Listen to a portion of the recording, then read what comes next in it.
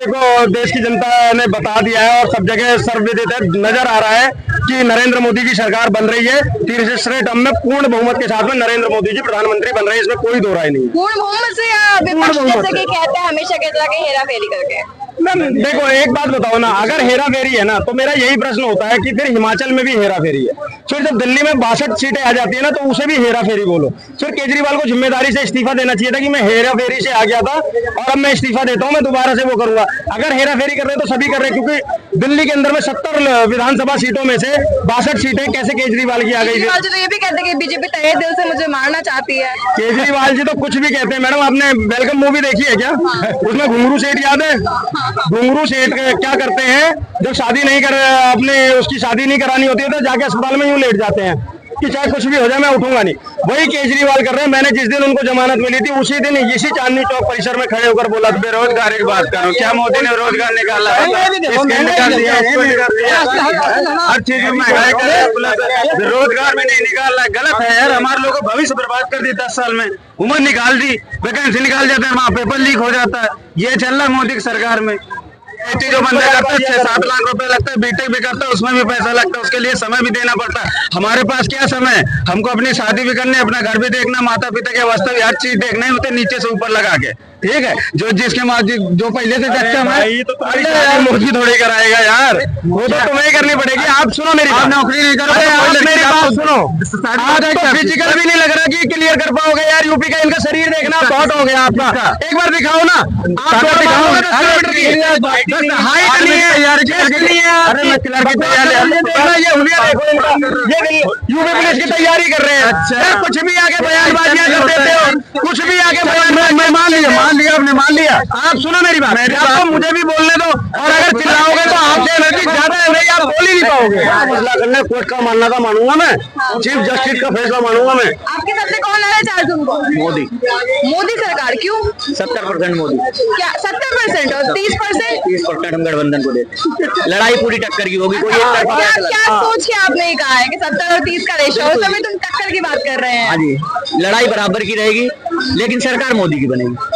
70% मोदी, 30% रहेगी। तो इतना कॉन्फिडेंस है इतना कि 70% रहेगी। अच्छा, क्या कारण मानते मोदी सरकार के रहने का तीसरे टर्म में? मोदी का सरकार में काम क्या नहीं हुआ? सारा काम हुआ, गरीबों को सब कुछ मिला है, क्या नहीं मिला? 30% कैसे आ रहा है फिर रेशो आपका? 30% में क्या देखते हैं, क्या कारण है कि जिस वजह से गठबंधन को 30% वोट? गठबंधन को 30% देते हैं, सारी पब्लिक एक तरफा वोट थोड़ी फेंक देगी। उनकी भी पब्लिक है, हमारी थोड़ी सारी पब्लिक मोदी लेके चले जाएंगे। अच्छा, आपके सबसे अच्छा काम हुआ है मोदी सरकार में? बहुत अच्छा काम हुआ है। क्या अच्छा काम हुआ? हमारे यहाँ मेट्रो बनी, ठीक है जी। मेट्रो कौन लेके आया? 7 एम से थे जब तुम्हारे राहुल गांधी की सरकार थी। मेट्रो कौन लेके आया? मेट्रो कौन लेके आया बड़े भाई? मेट्रो राहुल गांधी लेके आया। राहुल गांधी ने जब मेट्रो चालू करी थी कितने किलोमीटर में थी? कितने किलो में?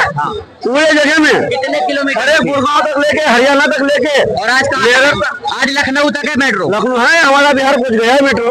रैपिड रेल बनाने वाला कौन है? कौन है बताओ, बताइए आप। बुलेट ट्रेन निकाल दिया। हाँ, बुलेट ट्रेन में बैठ के चले गया। वंदे भारत कौन चालू किया? कोई जरूरत नहीं है, बुलेट ट्रेन हमारे अखिलेश यादव की सरकार में 7 एम से, तुम्हारे यहाँ 23 एम है। बुलेट ट्रेन है ना, हम जैसे लोग सफर नहीं कर सकते। हम क्यों नहीं कर सकते? भारत ट्रेन चला है, हम कहते किराए की बात नहीं हो रही, अगला करने की कर रहा हूँ। मोदी अगर सरकार खराब लग रही है, तो बुलेट ट्रेन चलाने वाला तुम्हें किराया नहीं देगा। ट्रेन चलाने वाले ने तुम्हें किराया दिया है कि जाओ टिकट करा लो तब जाना। ट्रेन की बात बोले, हमारा है ना भाई, इतना हराम नहीं है, हम जाने सकते बता रहे हो। आप कह रहे हो बुलेट ट्रेन, हम 65 रुपए में आधा रजिस्ट्रेशन में, अब जा रहा हूँ मैं 1100 में। जा रहे हो? हाँ, अब जिसने ट्रेन चलाई थी उससे 1100 मांगते हो? सुनो आप मेरे बात, प्लेटफार्म में जाओ तो नंबर लगाओ टिकट का, ठीक है ना? अपने बात को आपको जिता रहा हूँ मैं। जब 65 रुपए में रजिस्ट्रेशन में आया था, आज से मैं 27 साल पहले दिल्ली, और खाना मिल रहा था 30 रुपए का, अब मिल रहा है 130 रुपए का। वो खाना भी खाया नहीं जा रहा है। कै साल पहले?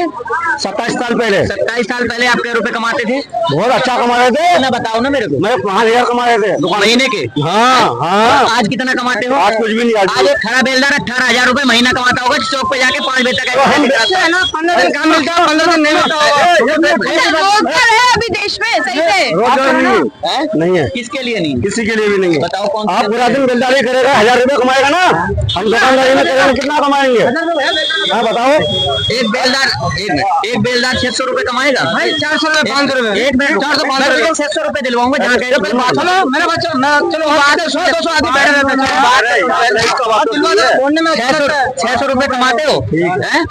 600 में घर चलेगा, मेरा बीवी बच्चे का तो हो जाएगा। मेरी बात सुनो, यही दिल्ली में देखता हूँ कंपनी बाग का चौक लगता है, ठीक है, 1500 रुपए पार्टी से कमा के आते हैं, और मिठाई पुल पे 70 रुपए की दारू पी के और 1500 खो देते हैं, फिर कहेंगे हम तो कंगाल दारू वालों का बात मैं होऊंगा।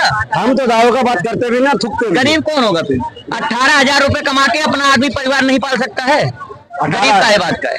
18,000 15,000 रुपए अपनी दुकान पे पाते हो हैं? और आज के तुम 27 साल पहले 5,000 पाते थे, 10,000 हो गया ना। आप तो सुनो, 5 रुपए कहते हैं कि बेरोजगारी बहुत है, क्या कहेंगे? बेरोजगारी हर टाइम रहेगी, कोई भी सरकार आए, कोई भी आए, बस बराबर का। बस सुनो, अभी आपको मैं जिता रहा हूँ ना। बेरोजगारी रहेगी तो नियम तो होता है ना, वैकेंसी निकालनी चाहिए कि नहीं निकालनी चाहिए। प्राइवेट करे दे रहे, गलत नहीं है। हम लोग कहाँ जाएंगे? आपके बच्चे कितने बच्चों को नौकरी लगी? मोदी कितने बच्चों को लगी? मैं बेरोजगारी के हिसाब से खर्च हो गए तो बचत होगी नहीं होगी, ये बताओ। आगे 200 रुपए पड़े हैं, अब अंजुन खर्चा करोगे। पढ़ने में बेरोजगारी की बात करूँ, क्या मोदी ने रोजगार निकाला? निकाल दिया, हर चीज में महंगाई कर, बेरोजगार में नहीं निकाल रहा है। गलत है यार, हमारे लोगों को भविष्य बर्बाद कर दी। 10 साल में उम्र निकाल दी, वैकेंसी निकाल जाता है, वहाँ पेपर लीक हो जाता है। ये चल रहा है मोदी की सरकार में। तो हम थोड़ी कह रहे हैं आपको, नौजवानों से पूछना चाहिए, ये नहीं है। बेरोजगारी कम नहीं होते रहे, पहले भी पेपर पहले भी लीक होते थे, कोई ये नया थोड़ी लीक होते। सरकार आई कोई नहीं रहा है। हम ये कह रहे हैं सरकार रोजगारी बेटा है, हम भी बेरोजगारी चल रही है। अब ये मीडिया वाला है, सुनो, 150 का माइक ले घूमता है। मैं बता रहा हूँ आपको, हमसे बहुत बड़े हो, ठीक है। मैं वो नहीं कहने जाता मैंने, मैं कह रहा हूँ जो 70 साल बता रहे हैं ना बेरोजगारी, तो उस समय में देख लेना कि कैसे आदमी सरकारी होता था। होता था कि नहीं होता था, सबको पता है, बताना नहीं पड़ेगा किसी को। आज के डेट में क्या थे लोग ग्रेजुएट, परिवर्तन होना चाहिए कि नहीं होना चाहिए? परिवर्तन होना चाहिए, सरकार हो गया है। एक को सत्ता दे देंगे तो गलत इस्तेमाल करेगा वो।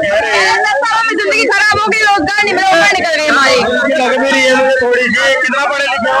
कितना पढ़े लिखे हो? मैं तो कौन से सरकारी नौकरी की तैयारी करी है आपने? आपने किसकी करी है? आपने? हाँ, कब करी थी? कब करे थे? मैं कर रहा हूँ। सवाल पूछूं, क्या जवाब तैयारी कर रहे हो? 10+ बताओ मुझे नहीं निकाल तो फिर यार मैं तैयारी नहीं कर रहा, सरकारी नौकरी की तैयारी नहीं कर रहा है। ऐसा है, इनको नजर नहीं आता है। अभी दिल्ली पुलिस में देखिए, नए लड़के अभी भर्ती के लिए ना अपनी ट्रेनिंग कर रहे हैं, खजूरी पुलिस ट्रेनिंग सेंटर में ही अभी भी चल रही है। ये लोग सिर्फ सरकारी नौकरी को ही रोजगार जो मानते हैं ना, नौकरी निकाले, कम से कम कुछ रोजगार तो कंपनी को टेंडर दे रहे हैं, क्या है तुम कर रहे बताइए? हर चीज टेंडर में उठा रहे हैं, टेंडर में उठाते हैं तो सब जानते हैं घूसखोरी चलती है खुला, सरकार को दिखता नहीं है। जिसको सिर्फ सरकारी नौकरी ही रोजगार नजर आती है वो बेरोजगार है, उसके लिए हालात खराब है। पकौड़ा सामने 16 करोड़ रोजगार जनरेट हुए हैं, और उसके अलावा स्टार्टअप इंडिया लोगों ने सुना है, ठीक है। ऐसे ही नहीं है, प्राइवेट सेक्टर में भी अच्छा खासा, मैंने भी गवर्नमेंट की तैयारी करी थी, नहीं हो पाया मैं, तो इसका क्या मतलब? मेरा जीवन का तो प्राइवेट सेक्टर में भी अच्छा वो होता है। समझ रहे हो? मैं पैसा लगता है, आप बोल ही नहीं पाओगे। देखो इनसे दौड़ लगेगी नहीं, ये यूपी पुलिस की तैयारी कर रहे हैं आगे सगुफा छोड़ने। अरे भाई साहब, सिंपल सी बात है, अगर आप सिर्फ और सिर्फ सरकारी रोजगार को ही नौकरी मानते हो, सरकारी नौकरी को ही रोजगार मानते हो, तो देश में बेरोजगारी है, मुझे ये कहने में कोई हिचक नहीं है। लेकिन जब आप अदर सेक्टर्स में भी देखते हो, और आज प्राइवेट सेक्टर कितना ग्रो कर रहा है, हिंदुस्तान एक्सपोर्ट में 4थे नंबर पर आ गया मोबाइल के। ये छोटी बात है क्या? जहां हिंदुस्तान में एक मोबाइल नहीं बनता था, आज एक्सपोर्ट में आ गया है। मैन्युफैक्चरिंग में तो दूसरे नंबर पे था ही था, हो ही गया था, आज एक्सपोर्ट में चौथे नंबर पे आ गया, ये मजाक थोड़ी है। और जिन लोगों को नहीं पता है कि रोजगार नहीं मिला है, अगर आप कुछ नहीं करोगे ना मैडम तो आपको रोजगार नहीं मिलेगा। लेकिन अगर आप वैसे देखते हो, सरकारी आंकड़ा है, ईपीएफओ का आंकड़ा है, जिसको कोई भी झुठला नहीं सकता है। ईपीएफओ में 2014 तक सिर्फ 11 करोड़ लोग रजिस्टर्ड थे, आज 27 करोड़ लोग रजिस्टर्ड है। क्या ये 16 करोड़ लोगों को रोजगार नहीं मिला है? और ये एक्चुअल डाटा इसलिए बता रहा हूँ मैं आपको, क्योंकि ईपीएफओ का डाटा इसलिए करेक्ट होता है, जितना पैसा एम्प्लॉय का कटता है उतना ही एम्प्लॉयर को भी जमा करना पड़ता है उसमें। तो कोई भी किसी के खाते में जबरदस्ती से पैसा डाल नहीं देगा बिना रोजगार के। तो 16 करोड़ लोगों को रोजगार मिला, तो अगर उस हिसाब से देखें तो 10 सालों के अंदर में अगर मैं इसको डिवाइड करूं 10 सालों से तो 1.6 बनता है। 1 करोड़ 60 लाख लोगों को प्रतिवर्ष रोजगार मिलता है या नहीं मिलता है? उसके अलावा स्टार्टअप इंडिया के तहत आज 100 से ज्यादा कंपनियां यूनिकॉर्न बन चुकी हैं। किसी ने सुना भी नहीं था ये स्टार्टअप इंडिया के बारे में, कुछ भी बयानबाजियां कर देते हैं ये लोग। बात कर दी, मैं बाद में बात कर लूंगी। अच्छा, अभी बात कीजिए, बाद में क्या होता है? घबराहट होती है बोलने में। ठीक कह रहे हैं, रोजगार के मामले में बिल्कुल सही कह रहे हैं। रोजगार करना चाहे तो इंसान बहुत कुछ कर सकता है। मैं गवर्नमेंट सर्वेंट हूँ, लेकिन ये कि गवर्नमेंट नौकरी सन 2000 से कमर्शियल ग्राउंड बेस की बंद है। कमर्शियल ग्राउंड यानी कि फादर या मदर की जगह पे जो जॉब करते मिल जाती थी, बट ये कि अब नहीं है। और प्राइवेट जॉब जो है वो है क्वालिफिकेशन के हिसाब से जॉब मिलेगी। अब क्वालिफिकेशन है नहीं तो कहाँ से मिलेगी? और ये कि रोजगार के प्रति थोड़ा सा सोचना चाहिए। और मैं एक और बात बताऊं आपको, जो लोग कहते हैं ना, सुसाइड कर लेते हैं, जिनके पेपर अटेम्प्ट क्लियर नहीं हो पाते, वो भी तो इसी वजह से प्रेशर है, क्योंकि वैकेंसीज कम होती हैं, बच्चे ज्यादा तैयारी करते हैं, तो उस पर क्या पाएंगे? देखो, मैं एक चीज ये जरूर मानता हूँ कि वैकेंसीज, मैंने फिर बोला ना कि सरकारी नौकरियों के अनुसार देश के अंदर में बेरोजगारी है, मुझे इसमें कोई हिचक नहीं है। पर पॉइंट एक और भी है, आप पूरे विश्व के किसी भी देश का देखना, जो गवर्नमेंट जॉब होती है वो उस देश की आबादी का 2% होती है। अब जब उस देश की आबादी का 2% है, 140 करोड़ की जनसंख्या में, आप बताइए कि अभी कहाँ से वो लाया जाए? ठीक है, उसके बाद में ये लोग कहते हैं पेपर लीक। मैं बहुत जिम्मेदारी के साथ कहता हूँ कि सरकार की जिम्मेदारी है, पेपर लीक नहीं होना चाहिए। लेकिन पेपर लीक होता क्यों है, इसकी तह में कोई क्यों नहीं जाता है?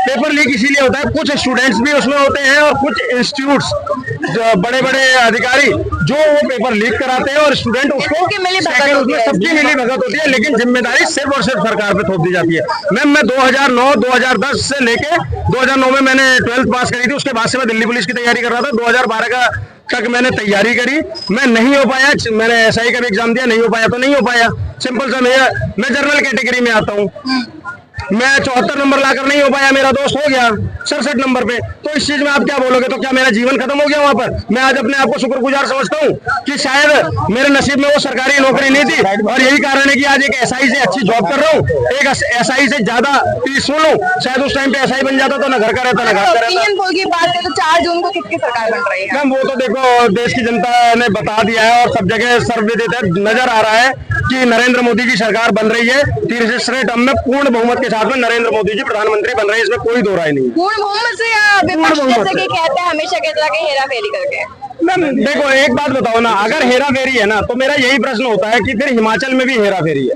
फिर जब दिल्ली में 62 सीटें आ जाती है ना तो उसे भी हेरा फेरी बोलो।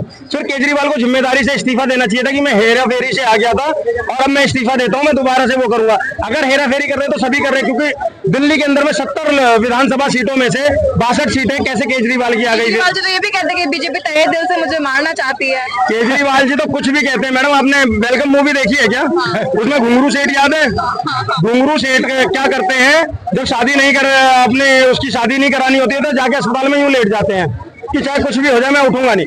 वही केजरीवाल कर रहे हैं। मैंने जिस दिन उनको जमानत मिली थी उसी दिन इसी चांदनी चौक परिसर में खड़े होकर बोला था कि जब देख लेना दिल्ली में जैसे चुनाव प्रचार खत्म होंगे, अरविंद केजरीवाल कोई ना कोई स्वांग रचेंगे, कोई ना कोई ड्रामा करेंगे ताकि उन्हें जेल जाने से बचना पड़े। और यही कारण था कि उन्होंने मेडिकल टेस्ट के लिए अपने याचिका